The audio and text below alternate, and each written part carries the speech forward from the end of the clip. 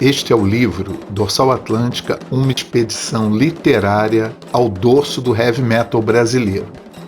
São 2 dúzias de escritores, músicos, jornalistas e produtores culturais reunidos para celebrar a trajetória da Dorsal Atlântica, 45 anos de banda.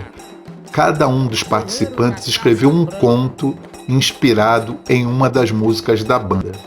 Foi lançado pela editora Nateixa, de Leonardo Triandópolis Vieira e o meu velho amigo Fábio Shiva. Bem, começando pelas ilustrações, eu decidi fazer colagem. A princípio, o Fábio comentou comigo: "Não, Carlos, deixa que a gente toma conta de tudo, você não precisa se preocupar." Mas eu queria participar do livro de alguma forma, sabe? E nos últimos anos, eu tenho me ocupado mais como ilustrador e desenhista. Então, eu li os contos, me inspirei em cada autor e comecei a trabalhar. O primeiro deles, aqui na ordem, não a ordem do livro, mas a ordem das ilustrações aqui neste vídeo, o primeiro é A Invasão do Brasil, do grande Rogério Big Bros. Como vocês podem ver, é o ato do desembarque dos portugueses no Brasil. Na verdade, esse quadro é de Oscar Pereira da Silva e se chama Desembarque de Pedro Álvares Cabral em Porto Seguro. É um quadro de 1900. Obviamente eu troquei o português chegando no Brasil pelo Trump. E quando eu fiz essa ilustração, foi bem antes dessa invenção do Trump querer invadir a Venezuela. Enfim, de 1500 até hoje parece que pouca coisa muda. Aqui, Belo Monte, escrita pelo também grande Daniel Dutra. Essa é uma imagem de Antônio Conselheiro, no Arraial de Canudos, no interior da Bahia, onde o exército brasileiro, entre a virada do século XIX e século XX, foi para lá matar um monte de pobre, negro e escravo. Então essa é uma imagem real de Antônio Conselheiro, uma estátua que existe em homenagem a ele.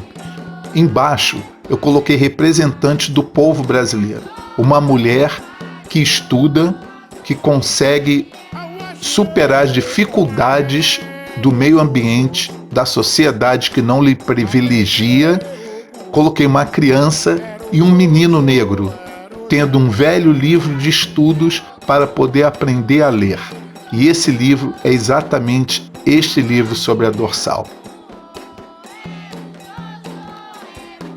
Black Messiah, um conto de Luiz César Pimentel. Eu vou falar um pouco mais sobre esse trabalho. O Luiz César é um amigo de longa data, jornalista, uma pessoa muito importante no jornalismo brasileiro. Ele, há muitos anos, escreveu um livro lindíssimo, Jesus, uma reportagem, na qual ele descreve a viagem que fez para entender o cristianismo em loco, ou seja, na própria terra. Então, nós temos mais uma coisa em comum, um filho com o mesmo nome, Gael. E ele tem 3 filhos, Nina, Lola e Gael. Então, no alto, há um famoso pergaminho do Mar Morto. Exclusivamente, é uma história longa que ele foi descoberto nas montanhas, no deserto. E especificamente, esse é o pergaminho da guerra. Ao lado, nós temos uma imagem de um Cristo negro. Esse Cristo negro é o Cristo do Panamá, chamado Nazareno, é o negro, é o negrito. E no final da ilustração há uma montanha. Essa montanha se refere à Massada, que foi o cerco que os romanos empreenderam contra judeus rebeldes, os zelotes, em 74 depois de Cristo. Os judeus se recusaram a se entregar e preferiram se suicidar. Então por isso que essa ilustração tem um peso também muito simbólico para mim. Esta ilustração sobre a música Comissão da Verdade, feita pelo meu amigo também, porque eu tenho muitos amigos aqui que foram escolhidos, é nepotismo mesmo, mas a gente não iria escolher, nem eu nem o Fábio, se as pessoas não tivessem talento. É óbvio, né? Amigos, negócios à parte. Fausto Musim escreveu essa pequena obra, Comissão da Verdade. Essas imagens, de baixo para cima, representam um período muito importante da história brasileira. Durante a ditadura militar, havia um dinamarquês chamado Boylensen, que era presidente da Ultragás, diretor da Fiesp. Ele foi o inventor da pianola Boylensen, que fazia o que? Era um teclado que, unido a fios elétricos, torturava vítimas presas pela ditadura. O Boylensen adorava ir lá para ver as vítimas sofrerem. Então, obviamente, ele já estava na lista negra para ser justiçado. Então, essa justiça se fez no dia 15 de abril de 1971, em São Paulo. Então, seguindo as imagens para cima, logo ao lado eu coloco uma pessoa apertando os peitinhos, um barrigudo. Isso tem a ver com o prazer que a tortura dava a esse indivíduo e aos torturadores também, porque no final das contas, como eu escrevi na música Tortura, o torturador ele tem um prazer sexual de ver a vítima submetida. Então, subindo um pouco a imagem, a gente vai ver a famosa cena dos abusos dos soldados americanos contra os prisioneiros numa prisão iraquiana em 2000, por volta da era Bush. Foi a era Bush presidente quando invadiu o Iraque. Então os americanos não trataram ninguém com dignidade, torturaram à torto e à direito, e essas fotos vazaram depois. Essa foto é símbolo da tortura norte-americana. E logo acima há um rosto, ao lado esquerdo do Paul McCartney dos Beatles, criança, e do outro lado de Dilma Rousseff, a nossa presidenta. E vocês vão ver que tem um cabelo. Esse cabelo é típico de judeus que deixam o cabelo crescer e que são muito apegados à religião e aos preceitos dela. Essa imagem de garrafas, copos, se refere ao conto escrito pelo Márcio Paixão Júnior, também meu editor nos quadrinhos, O Condomínio. Eu li o conto e aí sempre eu tento traduzir em imagens o sentimento que me transmitiu. E como fala em questões muito profundas, depressão, morte, eu optei por colocar essas garrafas mais por perto a uma granada, sempre para simbolizar que a gente pode estar em estado de compreensão em relação a tudo que nos acontece ou em estado de beligerância e guerra. Esta ilustração, colagem, porque na verdade é uma soma. Eu somo elementos gráficos diversos e depois trabalho neles e ainda desenho um pouco por cima. O processo sempre é esse.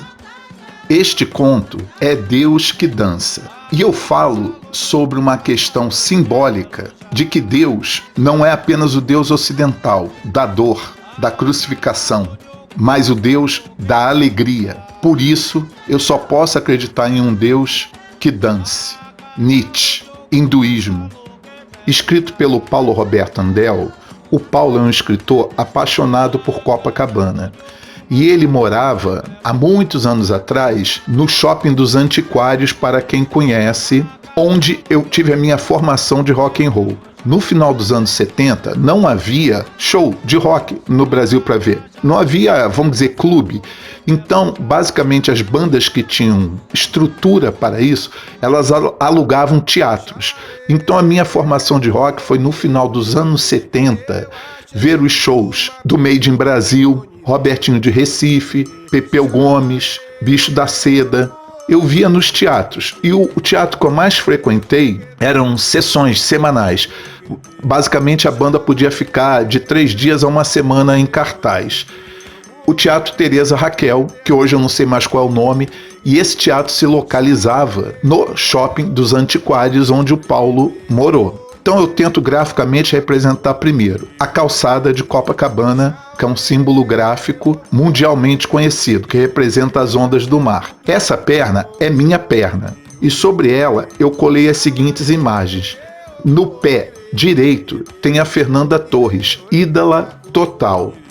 E no pé esquerdo tem a Andréa Beltrão. Elas duas tem trabalhos magníficos, mas particularmente eu fui muito marcado pela série Tapas e Beijos, que eu adoro de paixão, mas às vezes eu tenho dificuldade de rever, porque emocionalmente é meio forte para mim. Eu sou uma pessoa muito sensível.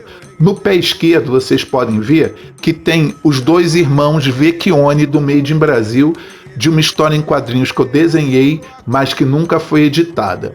E os cartazes dos shows do Teresa Raquel estão nas pernas.